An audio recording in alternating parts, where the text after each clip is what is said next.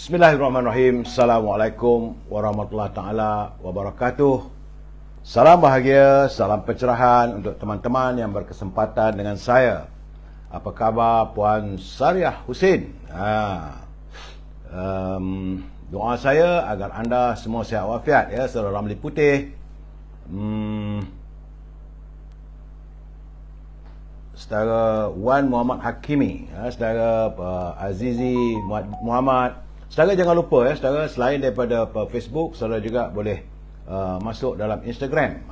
Instagram ni kalau putus-putus di Facebook, boleh saudara pindah ke Instagram. Saudara Ron IR juga jangan lupa juga TikTok. TikTok tu anak saya ada buat dia punya potongan-potongan, ya, saudara Adnan Ahmad, saudara Mat Rock, Masran. Ya, saudara, sebagaimana yang saya janjikan, ya, saudara Ikram Nordin, saudara Baby Hafiz, ya, saudara Alias, begitu juga saudara Muhammad Zamri lah, saudara Yusuf Awang, saudara Amir Bos. Saya yakin anda saat ini sedang beristirahat bersama keluarga, ataupun yang mana yang balik kampung sudah pun mempersiapkan diri untuk kembali ke ibu kota untuk meneruskan penghidupan saudara, saudara. Dan saya mendoakan agar anda sentiasa sihat. Di samping itu, jangan lupa saudara, bawa kereta tu berhati-hati dalam keadaan musim hujan begini, ya, saudara Anwar, saudara Fazilah, saudara Azman, saudara Aidit, Puan Nurshidah Kasim di Instagram. Begitu juga saudara Izzuddin. Alhamdulillah, artinya sekarang ini, sebentar tadi jam 3 petang melalui putusan khasnya, Yang Amat Berhormat Perdana Menteri telah pun membubarkan Parlimen. Artinya pilihan raya akan diadakan dalam tempoh 60 hari. Tapi pertemuan kita petang ini, saudara, bukan untuk bercerita tentang suasana politik semasa, ya, saudara Anak V, saudara Puan Waidah, saudara Amizoi. Petang ini kita meneruskan pencerahan saya dalam segmen memori. Sebagaimana yang janjikan, setiap jam 3:30 petang saya akan bersama dengan anda untuk bercerita pengalaman silam dan sebagainya. Untuk politik kita adakan pada jam 9:30 malam. Jangan lupa saudara, jam 9:30 malam saya akan mengulas suasana politik, saya memberi pencerahan, menceritakan apa yang sedang berlaku pada negara kita dan sebagainya. Tapi saudara, saudara Syukri Syafi'i Lambesong mengundi kita. Ya, betul saudara. Yang ini adalah segmen untuk kita bercerita memori sepanjang pengetahuan, penglibatan saya bersama dengan pemimpin-pemimpin negara. Dan saya ingin mengulas apa yang ada dalam buku diary dari penjara, saudara. Buku diary dari penjara ini adalah merupakan catatan yang ditulis sendiri oleh almarhum Datuk Harun Idris sebagai pejuang negara, saudara. Ini paling penting. Beliau merupakan pejuang bangsa yang meletakkan kepentingan bangsa mengatasi segala-galanya. Saudara, kita mulakan. Bismillahirrahmanirrahim.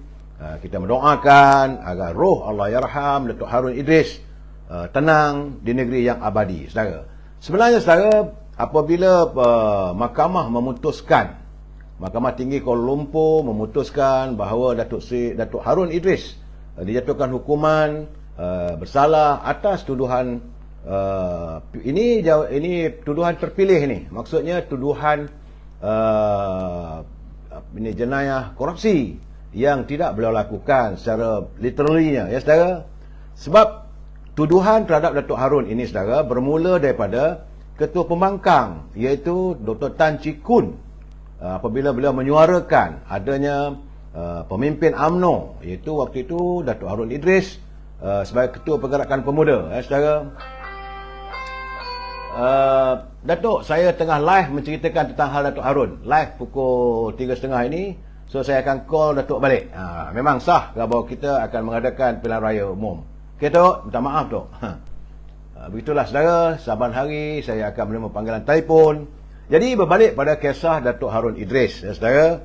Jadi bermula daripada tuduhan oleh Ketua Pembangkang Dr. Tan Chee Koon di Parlimen. Mula-mula dia menuduh Datuk Harun melakukan terlibat dalam korupsi berhubung dengan kelulusan sebidang tanah. Dia ada sekeping tanah di Benteng. Itu tanah itu sebenarnya bukan milik kerajaan negeri, tidak. Ia milik Hong Kong and Shanghai Bank. Dan waktu itu Kuala Lumpur berada di bawah pentadbiran Selangor, yang kebetulan Datuk Harun Idris adalah selaku Menteri Besarnya. Jadi mereka memohon supaya dapat dicantumkan. Dia dua bidang tanah, sekeping-sekeping, tapi di tengah-tengah tanah itu ada jaluran pejalan kaki. Jadi untuk mencantumkan tanah itu, Hong Kong Shire Bank perlu mendapat kelulusan daripada kerajaan negeri Selangor waktu itu. Dan mesyuarat Esko, waktu itu Datuk Harun sebagai Menteri Besar meluluskan supaya Hong Kong Shire Bank boleh membangunkan bangunan yang ada sekarang. Saudara, di perampiran dengan Jalan Masjid India, ada dekat dengan Masjid Jamek, saudara. Jadi untuk sebagai mengenang budi terhadap kerajaan negeri Selangor ketika itu, Hong Kong and Shire Bank menghulurkan derma politik. Sebab masa itu memang susah nak cari duit, saudara, untuk pilihan raya dan sebagainya, dan kegiatan politik. Jadi Hong Kong and Shire Bank memberi sejumlah wang, iaitu RM250,000 kepada UMNO Selangor, tapi disampaikan melalui Datuk Harun Idris. Itulah yang dikatakan sebagai korupsi, kerana ketika itu Datuk Harun selaku Menteri Besar dan kerajaan pimpinan beliau, bukan beliau yang meluluskan, tidak. Kelulusan untuk mencantumkan tanah tersebut dilakukan dalam mesyuarat Esko Kerajaan Negeri Selangor. Ketika itu pejabat Menteri Besar Selangor di Kuala Lumpur, saudara. Dia dekat berhadapan dengan Dataran Merdeka. Itu pejabat Menteri Besar Selangor tu, saudara. Dululah. Dan ketika itu Datuk Harun, wang itu cuba disampaikan oleh wakil bank daripada Hong Kong Shire Bank ketika Datuk Harun mau berangkat ke Munich memimpin pasukan bola sepak negara. Itulah pertama kali, dan yang terakhir sampai hari ini tak ada lagi. Kita tak layak untuk bertanding dalam pertandingan akhir Piala Sukan Olimpik ketika itu, saudara. Jadi selepas isu tentang wang 250,000 yang tidak diambil oleh Datuk Harun, saudara, wang itu diberikan kepada Datuk Raslin Yaakob, itu sisa politik Datuk Harun. Datuk Harun bila sampai dekat airport tu, bila Raslin kata, "Tok, ini 250,000 kalau nak pakai untuk bawa pemain-pemain bola kita." Datuk Harun kata, "Ini bukan untuk saya. Ini duit untuk UMNO. Masukkan dalam akaun UMNO Selangor." Itu cerita RM250,000 yang didermakan oleh Hong Kong and Shire Bank sebagai mengenang jasa disebabkan oleh kelulusan kerajaan negeri Selangor mengizinkan dua keping tanah milik mereka, bukan milik tanah kerajaan Selangor, tidak. Tanah itu memang milik Hong Kong Shire Bank untuk dicantumkan supaya bolehlah dinaikkan bangunan Hong Kong Shire Bank di Jalan Melaka, saudara. Kemudian terdapat satu lagi tuduhan korupsi, iaitu berhubung dengan kelulusan bank rakyat. Ini very critical, dan ini satu benda yang agak perlu kita hayati, saudara. Dulu orang tak kenal Kuala Lumpur ni, saudara. Siapa pun tak tahu di mana Kuala Lumpur. Susah. Waktu saya belajar di London, bila saya katakan saya datang dari Malaysia, mereka, teman-teman saya dari luar negara tanya, "Di mana Malaysia itu?" Saya kata di Kuala Lumpur. Dia kata, "Kat mana Kuala Lumpur?" Saya terpaksa menjelaskan, "You tahu kena tahu Singapura?" Tahu. "You tahu Bangkok?" Tahu. "You tahu Jakarta?" Tahu. Di tiga-tiga itulah, di tengah-tengah itulah tak Kuala Lumpur. Begitulah negara kita tidak dikenali oleh dunia. Jadi ada wakil daripada Anglo Dundee. Anglo Dundee ini adalah orang perantaraan yang sering menganjurkan perlawanan boxing tinju antara Muhammad Ali dengan siapa saja pencabarnya. Jadi Anglo Dundee ini bertemu dengan Allahyarham Datuk Saidin Tambi. Beliau adalah sebagai setiausaha Pergerakan Pemuda UMNO Malaysia, saudara. Waktu itu Datuk Saidin Tambi membawa dalam mesyuarat Esko Pergerakan Pemuda, mengatakan bahawa perlulah kita menganjurkan pertandingan tinju antara Muhammad Ali dan Joe Buckner di Kuala Lumpur. Allahyarham Datuk Harun kata, kalau nak panggil Muhammad Ali bawa datang sini, kena kos duit. Jadi katanya melalui pertandingan tersebut, Pergerakan Pemuda boleh mendapat keuntungan melalui siaran televisyen di seluruh dunia. Dan waktu yang sama, Allahyarham Datuk Harun melihat inilah antara caranya kita mempromosikan Kuala Lumpur di mata dunia. Maka pemuda memutuskan untuk menganjurkan pertandingan tinju antara Joe Wagner dan Muhammad Ali. Saudara, ingat saudara? Jadi waktu itu pemuda tak ada duit. Kerana Anglo Dundee mengatakan mesti dibayar RM5,000 wang pendahuluan. Sebelum itu, selepas itu wang kutipan tiket, lepas tu daripada charge kepada syarikat-syarikat televisyen dunia, kabarnya boleh dapat sampai lebih daripada 100 juta. Jadi perlu diadakan RM5 juta untuk dibayar pada Anglo Dundee dan RM2 juta lagi sebagai pokok. Pemuda tak ada duit.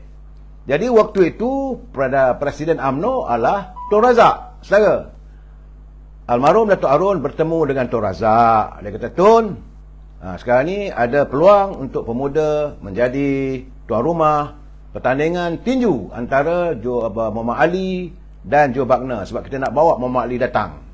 Nama Muhammad Ali waktu itu saudara harum satu dunia. Jadi Tun Razak pun bersetuju. Tapi masalah sekarang ni, dia kata, pemuda UMNO tak ada duit, tak ada modal. Jadi kata Tun Razak, Harun, you chairman Bank Rakyat. Kenapa tidak buatlah pinjaman melalui Bank Rakyat? Itu kenyataan Tun Razak, saudara. Tapi malangnya Tun Razak pun dah meninggal, Datuk Arun pun dah meninggal. Ini saksi mata yang tak ada yang boleh kita nyatakan.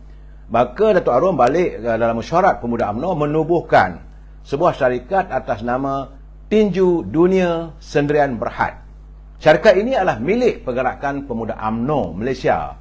Kerana Datuk Arun menjadi ketua pemuda waktu itu. Dan waktu yang sama, beliau menjadi pengerusi Bank Rakyat.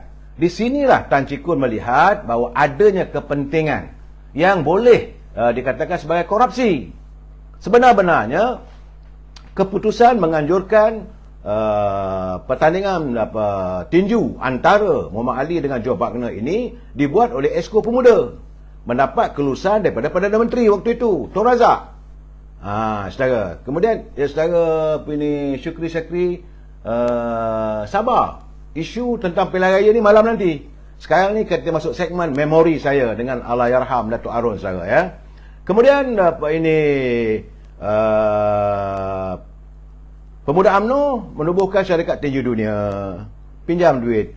Yang meluluskan pinjaman tersebut bukan Datuk Arun.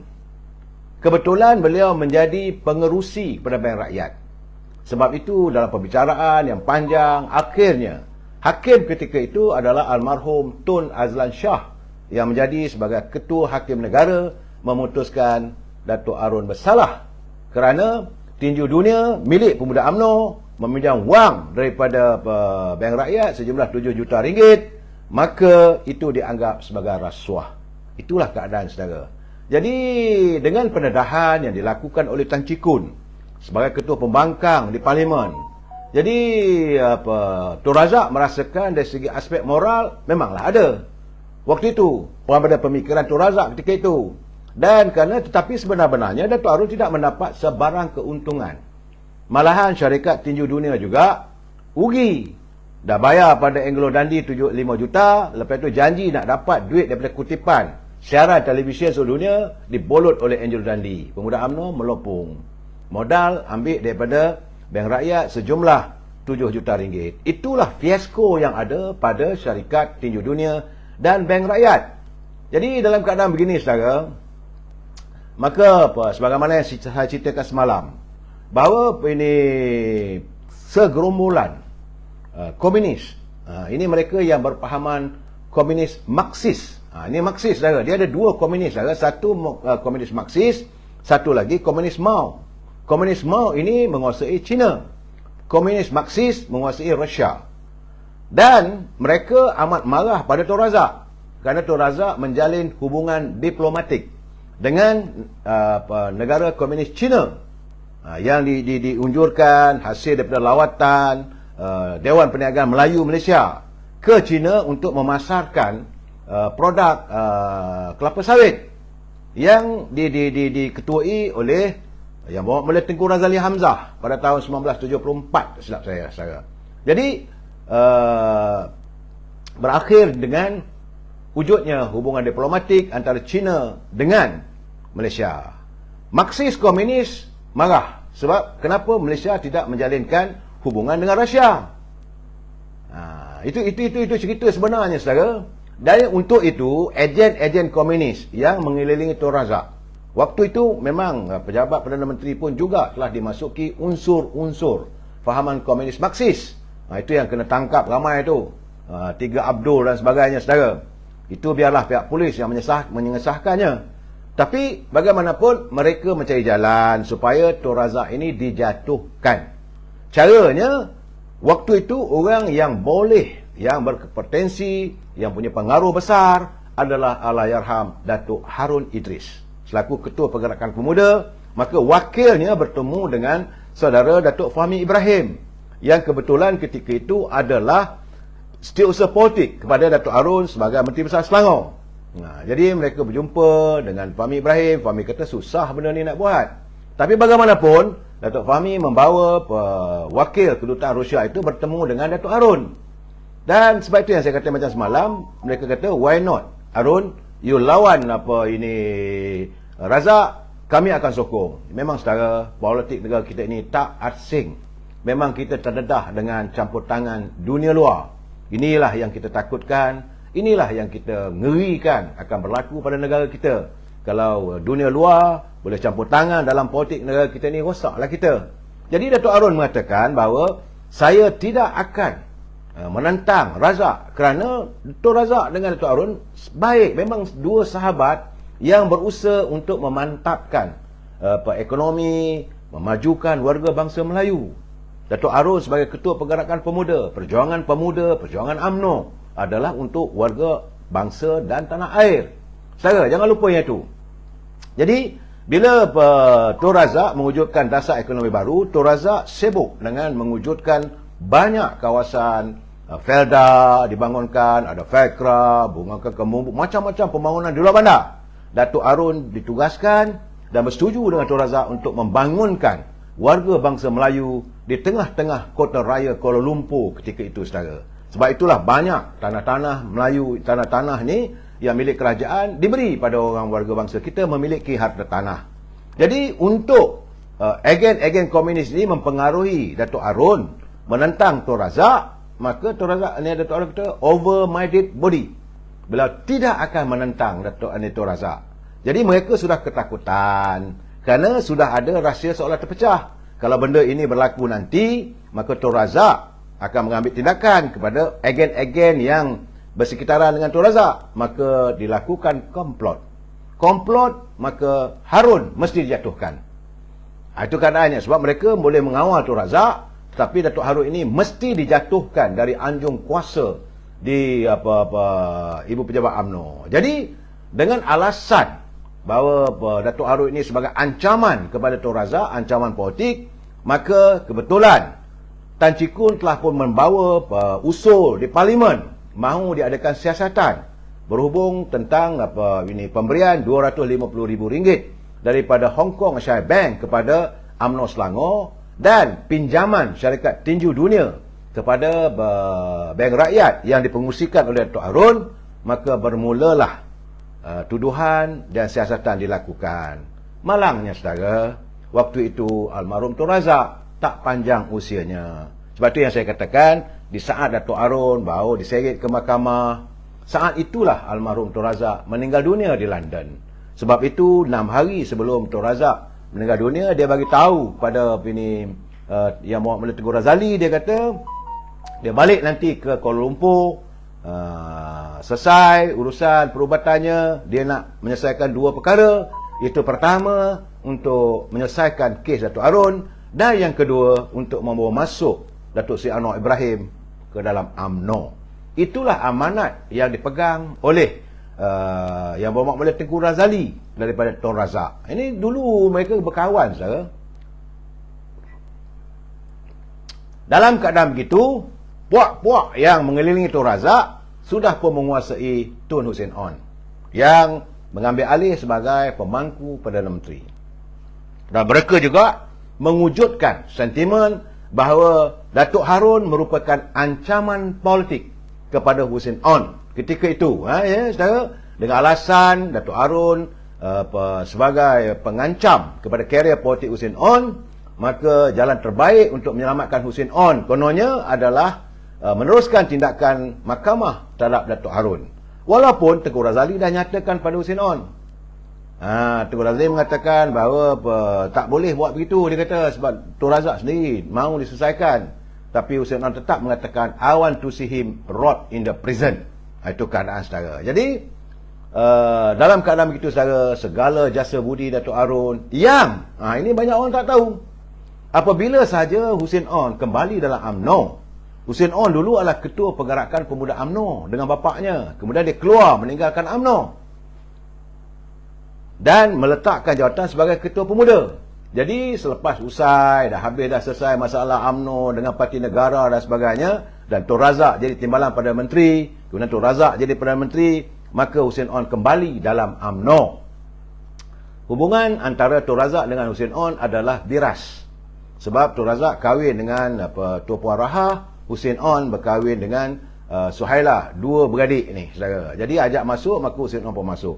Waktu Husin On menyertai UMNO, Datuk Harun berusaha, berkempen menggunakan platform pemudanya untuk meletakkan Husin On sebagai timbalan presiden selepas kematian Tun Dr. Ismail. Begitulah keadaannya, saudara. Hebatnya pengorbanan Datuk Harun, tetapi tidak dikenangkan sama sekali oleh Husin On. Sebab itu, pergerakan pemuda merasakan bahawa Datuk Harun sudah pun menjadi mangsa politik. Macam mana sekarang ni lah, yang orang kata isu tentang Datuk Najib, Anwar Ibrahim. Inilah keadaannya, saudara. Anwar Ibrahim juga kena digunakan mahkamah, terpenjara selama dekat 20 tahun dalam penjara. Dan sekarang ni Datuk Seri Najib, Datuk Harun juga kena, dan beliau disingkirkan daripada arus politik dalam UMNO ini, saudara, dan terpenjara, sepilah di penjara Pudu, saudara. Itu gambaran yang pembuka bicara saya untuk menjelaskan bagaimana kedudukan Datuk Harun. Saudara, besok saya akan berceritakan lagi tentang catatan. Besok kita akan membedah satu demi satu catatan. Catatan ini tidak ada di mana-mana. Hanya dalam buku ini saja Datuk Harun menjelaskan kekecewaannya terhadap politik dan pandangan beliau terhadap untung nasib bangsa Melayu kita, saudara. Jadi jangan lupa, saudara, petang besok jam 3 petang kita akan mengupas lagi bagaimana pemuda UMNO yang bangkit untuk mempertahankan Datuk Harun. Tapi Datuk Seri Najib tak ada siapa mempertahankan dari segi UMNO. Anwar Ibrahim, waktu beliau disingkirkan oleh Datuk Mahathir dan disepikan dalam penjara Pudu, paling-paling tidak ada warga yang mewujudkan reformasi. Reformasi jalanan, menentang Datuk Mahathir yang dianggap sebagai Maha Fir'aun dan sebagainya. Tapi malang, Datuk Najib tak ada siapa memperjuangkan. Saudara, itu terpulanglah pada mereka. Bagaimanapun, saudara, malam nanti kita akan berbincang. Jadi, saudara Rozaidi Zai, BN UMNO bangkit. Anak-anak muda jangan sampai tertipu lagi. Ya, itu berhubung dengan pembubaran parlimen hari ini. Saudara Hamzah Hussein, UMNO parti rasuah. Inilah masalah, saudara. Saudara menuduh UMNO itu sebagai parti rasuah. Saya katakan, kalau saudara nak tuduh, saudara boleh tuduh pemimpin, bukan partinya. Rumah, jangan kita kata rumah itu rumah rasuah. Jangan kata rumah itu rumah sundal. Saudara, itu tak betul. Sekarang ni, saudara, jangan marah. Apakah saudara kurang yakin bahawa parti yang menjadi idola saudara akan kalah dalam pilihan raya? Itu keadaannya. Jangan sesekali menuduh UMNO, rumah UMNO dan sebagainya. Saya tak boleh menerima. Tujuan saya menceritakan ini adalah memoir saya, pengalaman saya bersama Datuk Harun, bagaimana beliau begitu murni jiwanya, saudara, yang meletakkan kepentingan bangsa kita. Melalui sentuhan Tun Razak membangunkan kawasan di luar bandar, membangunkan di kota raya ini, Datuk Harun yang kebetulan jadi Menteri Besar Selangor, saudara. Dan inilah natijah kehidupan politik. Akhirnya almarhum Tun Razak meninggal dunia dan Datuk Harun sepi di penjara Pudu, saudara. Itu keadaan politik berulang-ulang. Jadi, saudara, begitu. Saudara Keri Becker, silakan. Saudara nak menguburkan, tapi jangan kata menguburkan UMNO, saudara, tak baik. Saudara, saya harus, kalau saudara melihat apakah, saudara, saya haraplah kalau teman-teman yang nak berhujah dengan saya, berhubung dengan politik, nak kata UMNO itu gini, kenalkan diri anda. Apakah anda mewakili parti mana? Kalau anda sekadar pengundi atas pagar, saya rasa sukar untuk saya menterjemah atau menjelaskan pada anda. Tapi anda nyatakan anda mewakili parti mana, senang kita nak bercakap. Macam saya katakan, saya tidak akan berhenti dari menyatakan bahawa bagaimana Parti Keadilan pimpinannya sanggup menipu ahli-ahlinya. Setelah rakyat memberi sokongan dengan 128 kursi parlimen, tapi bila dah menang, serah di atas dulang emas kembali pada Dr. Mahathir untuk mentadbir negara sebagai Perdana Menteri. Sedangkan sepanjang Dr. Mahathir menjadi Perdana Menteri, waktu Anwar disenyapkan, disepikan di penjara, apa kata mereka? Datuk Dr. Mahathir adalah Maha Fir'aun. Dr. Mahathir penyangak.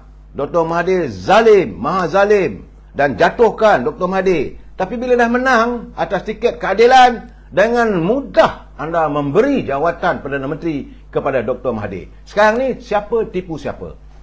Sebab itu pilihan raya akan datang. Ini yang dalam waktu yang terdekat ini, jangan sekali ditipu rakyat lagi. Jadi sekarang ini, saudara Syukri Syariq Syafiee, rakyatlah yang kena ubah perangai wakil rakyat yang jauh menyimpang. Benar. Sebab itu saya katakan, saya rindukan agar warga UMNO, pemimpin UMNO menghayati kembali apa yang ada dalam jiwa Tun Razak, apa yang ada dalam jiwa Datuk Harun Idris. Bukan senang kita nak mencari. Dan paling penting saya adalah guru politik pada Yang Muhammad Tengku Razali Hamzah, iaitu Tun Dr. Ismail. Orang yang tidak akan berkompromi dengan siapa saja yang mahu menepikan ataupun menafikan bahawa bumi yang dipijak ini adalah warisan warga bangsa yang kita terima daripada pejuang-pejuang kemerdekaan, saudara. Ini bukan soal dedak, saudara. Ini bukan soal sakau. Ini soalnya kita sendiri harus menjamin, harus memastikan orang yang nak kita pilih nanti itu biar mereka benar-benar orang yang bersih. So saudara Rosdi, betul, saya rasa macam dah bengang lah sekarang ni. Dah koyak kata lah sekarang ni, sebab mereka juga merasakan. Sebab sepanjang kempen yang saya akan ulas malam nanti, lain tak ada. Yang diratib bagaimana Dr. Mahathir meratib Najib. Mereka juga meratibkan Najib Rosmah. Sekarang ni tak adalah lagi ratib Anwar. Dulu Dr. Mahathir meratib Anwar. Apakah mereka tidak langsung ada kepedulian terhadap pimpinan mereka? Kena ingat, saudara, Datuk Seri Anwar Ibrahim dibawa masuk ke UMNO ini hasil daripada impian Tun Razak. Dan orang yang bertanggungjawab adalah Yang Muhammad Tengku Razali Hamzah yang memunaikan tanggungjawab. Jangan lupa, saudara, pemimpin terdahulu mereka saling erat. Perjuangannya adalah untuk bangsa. Macam mana Datuk Harun? Akhirnya beliau menjadi mangsa kepada fitnah politik. Dan waktu beliau diselamatkan semula oleh UMNO pada tahun 1981, saya ingat lagi, beliau bertanding dalam jawatan naib Presiden UMNO. Dari dalam penjara, warga UMNO menyelamatkan Datuk Harun, maka beliau menang. Dan itulah tarikhnya, maka Datuk Harun dikembalikan ke dunia bebas selepas terkurung sekian lama dalam penjara. Tapi keadaan ini tidak menyenangkan hati Dr. Mahathir. Ini keadaan saya. Sebab itu, selepas itu Dr. Mahathir cepat-cepat memasang Sulaiman Palestin. Yang sekarang yang mengaku ni Bapak Khairuddin lah katanya. Khairul Abu Hassan. Kerana Bapak angkat dia lah semua tu. Yang menentang Husin On. Untuk dijatuhkan supaya Dr. Mahathir dapat jadi Presiden UMNO, jadi Perdana Menteri dan menggapai kuasa di anjung kuasa di Putrajaya, saya. Lebih tak ada, kita sambung malam nanti, kita bercakap soal politik jam 9.30 malam. Dan besok saya akan bercakap jam 3.30 petang tentang memoi saya dengan pemimpin-pemimpin negara, saudara. Memang untuk dalam sebulan ni rasanya tak habis buku ni saya nak ulas, saudara, tentang kehidupan Datuk Harun yang sepi di penjara Pudu, saudara. Bagaimana beliau menzahirkan perasaan kecewa, banyak peristiwa-peristiwa yang boleh saya nyatakan, saudara. Tadi saya jumpa teman-teman, mereka tanya kenapa tak cerita zaman Wak Hormat. Sabarlah dulu. Akan sampai chapternya, saya akan menceritakan bagaimana pengalaman saya dengan Menteri Besar Selangor, Wak Hormat. Beliau waktu itu hanyalah sebagai pemain bass ataupun dalam pasukan polis ada dia punya brass band tu, yang gendang yang besar tu. Dia pukul boom boom. Itulah Menteri Besar Selangor, Allahyarham Datuk Hormat Rafi'i. Tapi beliau diletakkan ataupun dibawa dalam politik oleh Datuk Harun Idris. Kita sambung lagi besok. Wabillahi taufiq wal hidayah. Assalamualaikum warahmatullahi taala wabarakatuh. Selamat petang, selamat minum petang. Terima kasih.